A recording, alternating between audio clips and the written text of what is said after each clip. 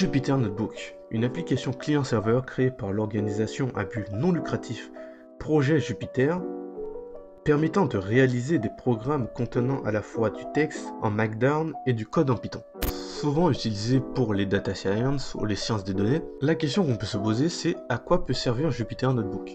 Jupyter Notebook est souvent utilisé dans les sciences des données ou data science pour le nettoyage des données, la modélisation statistique et la visualisation des données. Il est aussi utilisé pour la création et la mise en œuvre de modèles d'apprentissage automatique.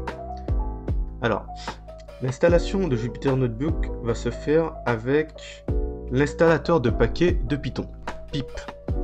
Donc pour commencer, nous allons devoir vérifier si pip est installé sur notre machine et l'installer s'il ne l'est pas. Alors, normalement, si vous avez suivi ma première vidéo sur l'installation de Python, vous avez déjà pip sur votre ordinateur. Pour savoir si vous ne l'avez ou pas, vous devez ouvrir votre terminal.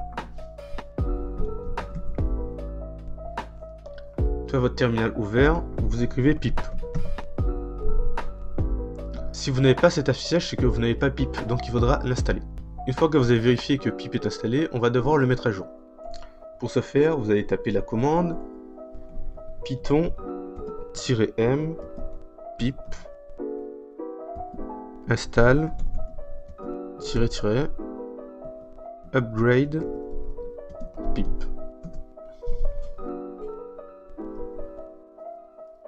Après la mise à jour de pip, on peut enfin installer Jupyter. Pour ce faire, on va écrire python-m pip install Jupyter. Une fois le téléchargement terminé, pour pouvoir ouvrir Jupyter Notebook, il vous suffit d'écrire Jupyter suivi de Notebook.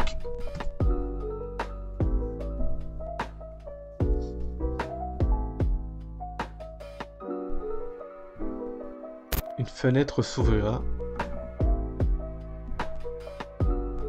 Une fois ces fenêtres ouvertes, vous pourrez ouvrir ou créer vos notebooks en faisant New pour pouvoir créer, ou alors vous cherchez le dossier où se trouvent les notebooks que vous voulez ouvrir.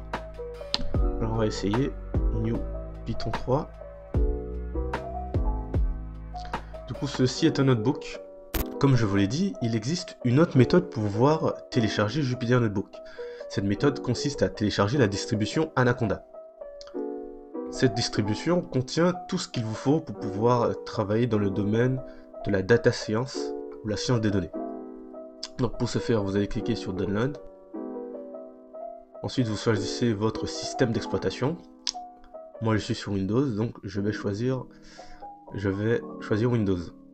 Ensuite, vous avez le choix entre Python 2.7 et Python 3.7. On va choisir Python 3.7, 64 bits si votre ordinateur est en 64 bits, ou alors 32 bits. Souvent, les nouveaux ordinateurs sont 64 bits, du coup, 64 bits. On atteint la fin du téléchargement. Ensuite, on installe Anaconda. Après avoir installé Anaconda, vous pourrez ouvrir Jupyter Notebook simplement en écrivant le launcher Anaconda. Du coup, ici, on écrit Anaconda. Ensuite, on ouvre Anaconda Navigator.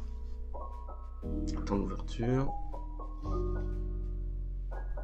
Donc voilà le launcher d'Anaconda ou le Anaconda Navigator.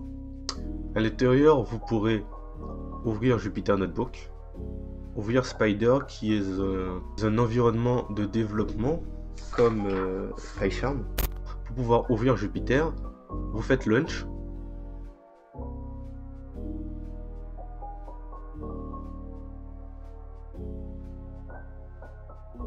Au début, quand vous allez installer Anaconda, il y a des chances que votre Jupyter ne soit pas encore installé. Il faudra cliquer sur Install avant de cliquer sur Launch. Ensuite, vous pourrez ouvrir Jupyter Notebook. Le point positif en installant Jupyter avec Anaconda, c'est que vous avez déjà plein de librairies déjà installées. Du coup, par exemple, si vous voulez faire de la science des données, vous n'avez plus besoin d'installer NumPy, Panda, etc. Tout est déjà installé sur Anaconda Navigator. Dans la description de cette vidéo, je vous mettrai un lien pour accéder à ce notebook qui vous permettra d'acquérir de solides bases sur la conception et le développement d'un notebook.